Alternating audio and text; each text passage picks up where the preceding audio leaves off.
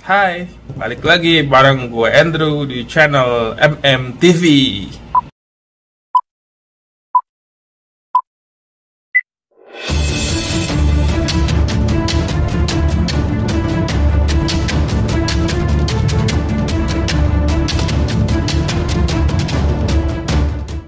Oke, jadi seperti yang kita tahu ya.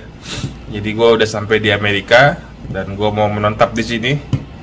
Nah, gue baru sampai kemarin pagi lah, kemarin siang di Amerika. Jadi dari Jakarta langsung ke Amerika. Jadi gue transit di Jepang, di Narita, lalu gue langsung ke Amerika. Nah oke, kali ini gue mau bahas apa aja sih yang perlu kita lakukan pas begitu kita sampai di Amerika. Oke, jadi begitu sampai lu turun di bandara Amerika ya, dari pesawat, lu akan ke imigrasi. Nah enaknya di sini tuh mereka tuh nggak terlalu seketat di Indonesia lah. Jadi pertama tuh kita tuh nggak usah tes PCR di sini.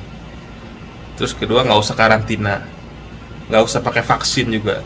Jadi nggak perlu vaksin. Jadi benar-benar enak di sini, gila. Masuk aja langsung ya masuk. Nah nanti tapi lo harus tunjukin tiket balik lo. Jadi tiket pulang harus ada.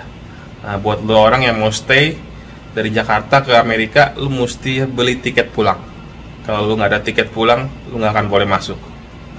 Nah, terus lu akan ditanya mau berapa lama di sini, mau ngapain di sini, ya lu jawab aja, bilang aja mau holiday. Kalau mau yang stay, lu jangan bilang stay, nggak bakal boleh masuk lu. Lu bilang aja mau holiday, berapa lama lah. Simple sih, sini sih nggak terlalu ketat sih. Enaknya di sini ya tidak seketat di Indonesia ya. Nah, dari bandara nyampe di bandara airport ya. Jadi mau ke hotel, kalau di negara lain kan kayak di Singapura, Hong Kong kan ada taksi ya, ada bagian stand khusus ya. Jadi buat taksi di sini, kita pesan di sini, buat rental mobil di sini atau di mana. Nah kalau di Amerika tuh nggak ada yang kayak gitu. Jadi dari bandara tuh bener-bener cuma ada shuttle bus untuk ke stasiun. Jadi ke stasiun yang ada taksinya, mau ke stasiun metro yang untuk kereta. Jadi kita harus pakai shuttle bus itu. Namanya itu Lexit. Jadi warna hijau papannya. Panjang orangnya sih gampang sih. Jadi keluar bandara langsung ada shuttle busnya tuh. Kita harus pakai itu untuk lanjutin transportasi ke kotanya. Mau by taksi atau by Uber ya, atau by metro. Oke, jadi kalau kita di sini tuh ya, kalau kita mau kemana-mana ya, jadi ada pilihan itu kan, ada taksi, metro, itu kereta di subway di dalam tanah, sama Uber. Nah, kalau yang taksi itu mahal banget. Kemarin gue pakai taksi ya dari bandara ke hotel gue di downtown LA ya. Itu kira-kira jaraknya kalau dari bandara Soekarno-Hatta di Jakarta ya, itu mungkin sampai ke Pluit lah, kurang lebih sekitar 20 menitan lah. Itu $60, gila, mahal banget, 900.000 hampir. Nah kalau lo orang jangan pakai itu deh, mendingan kalau lo sampai di Amerika ya, lo pakai Uber, itu jauh lebih murah. Lo harus download Uber di aplikasi handphone lo, tapi nunggunya agak lama. Atau kedua lo pakai metro murah, tapi ya desak-desakan banyak orang, tapi murah ya. Pilih aja yang mana. Kalau lu punya duit ya pakai taksi, lebih cepat, lebih privasi. Kalau budget lu pas-pasan ya udah pakai metro. Kalau yang sedang-sedang ya pakai Uber lah, nunggu lama-lama dikit nggak apa-apa lah. Oke, next untuk hotelnya di sini ya. Jadi di sini tuh di Amerika tuh untuk bermalam nginep tuh ada namanya hotel, motel, guest house, dan dormitory. Nah jadi kalau yang model-model dormitory itu jadi ya lo orang sih susah ya. Jadi karena kita share kamar ya, jadi pakai ranjang bertingkat ya, bisa dicampur sama orang-orang lain loh. Jangan deh, mendingan kalau lo orang kesini belilah hotel untuk nginep, bener-bener hotel. Dan hotel yang paling murah di sini ya, memang agak mahal sih, kurang lebih tuh bisa 1,5 sampai 2 juta lah. Itu 1,5 juta per malam, itu yang paling murah. Yang paling jelek itu hotel, tapi lu ya bersih sih, cuman agak jelek aja bangunannya sih. Jadi kurang terawat lah hotelnya. Nah kalau yang mau yang agak bagus, yang agak terawat, bintang 4, bintang 3, ya agak mahal sih. Harganya bisa 2.200.000 lah, sampai 2,5 juta per malam loh. Mahal banget. Gue pergi ke Singapura, Hong Kong, hotel 1 jutaan aja udah bagus. Tapi di sini kalau mau yang bagus lu mesti yang harga 2 jutaan lah.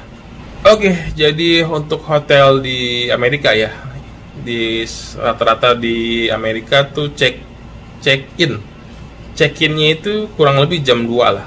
Jam 2 baru bisa check-in. Nah kalau orang yang bawa check-in lebih dulu, misalnya pesawat lu nyampainya lebih pagi atau di bawah jam 12, lu bisa check-in tapi bayar.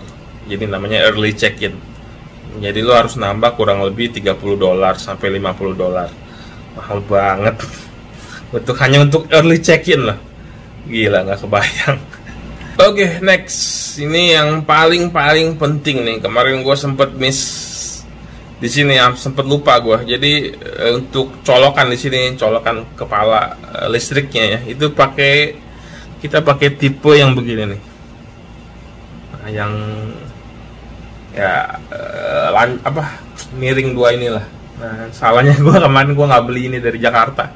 Gue lupa bawa gini dari Jakarta, jadi gue harus beli lagi. Ini mahal banget. Satu ini harganya bisa $30 loh. Dan gue punya 3 handphone, tiga-tiganya beda kepala casannya. Jadi gue harus beli kurang lebih keluar duit lagi sekitar $70-80 lah. Jadi ya kurang lebih 1 juta, 1.100.000, 1.200.000 lah hanya untuk beli casan. Gue lupa bawa, ini paling penting nih, karena kita di Amerika dan Indonesia tuh colokannya tuh beda banget. Nyesel juga gue kemarin lupa. Oke, next untuk aplikasi yang mesti di-download di sini ya. Jadi begitu sampai di Amerika, lu mesti download aplikasi yang pertama namanya Uber. Uber tuh ya untuk supaya nggak terlalu mahal ya, nggak naik taksi kan mahal, jadi kita bisa hemat budget lah. Nah yang kedua ada namanya Uber Food juga, jadi untuk antar makanan. Ya ini metodenya sistemnya sama lah kayak Shopee Food lah, simple.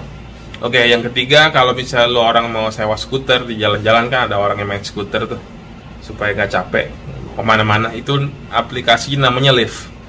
Jadi untuk sewa skuter Lyft. Dan aplikasi terakhir yang penting itu Metro. Jadi untuk lihat map MRT lah, MRT kereta di bawah tanah. Nah untuk makanannya di sini ya, sebenarnya makanan di sini sih kalau dibandingin ke Jakarta sih nggak terlalu beda ya. Cuman kalau di sini lebih mahal sedikit lah. Kayak kemarin gue makan nasi goreng lah. Nasi goreng itu harganya $20.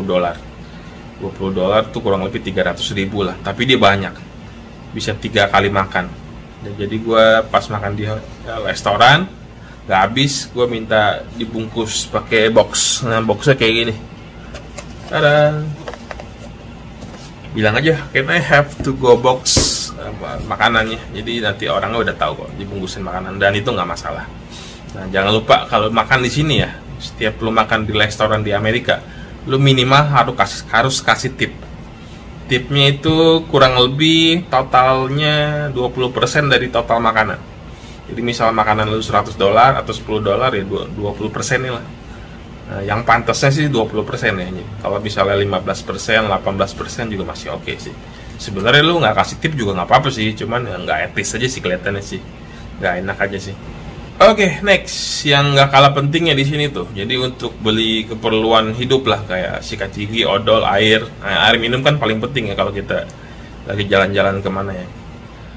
Jangan pernah beli di 7-Eleven. 7-Eleven tuh banyak di sini. Jadi benar-benar itu dari setiap blok tuh ada 7-Eleven. Tapi jangan pernah beli di situ, mahal banget. Gue beli air kecil ya, air botol yang mungkin 600 mili kali kayak Aqua di Jakarta ya. Itu harganya $3. Kurang lebih ya hampir 50.000 lah. Itu kecil loh. Nah, kalau lo misalnya mau beli apa-apa, misalnya untuk keperluan apa, lo belilah di supermarket. Yang paling murah di sini namanya Target. Jadi ada banyak, jadi kayak IKEA lah, kayak IKEA-nya di Jakarta. Jadi bener-bener semua barang tuh ada, dari peralatan makan, handphone, makanan, snack semua, air minum semua ada, peralatan mandi semua ada. Nah jadi gue kemarin beli air minum tuh di Target ya, di Target Shop, itu supermarket gede. Jadi gue beli air segini nih, Air galon, 1 galon ini nih, galon kecil ini berapa ya? Berapa liter? Kurang lebih 4 liter lah. Itu harganya nggak sampai $1. Jadi murah banget. Jadi kesimpulannya di sini tuh jangan pernah beli apa-apa di 7-Eleven. Beli di supermarket yang gede.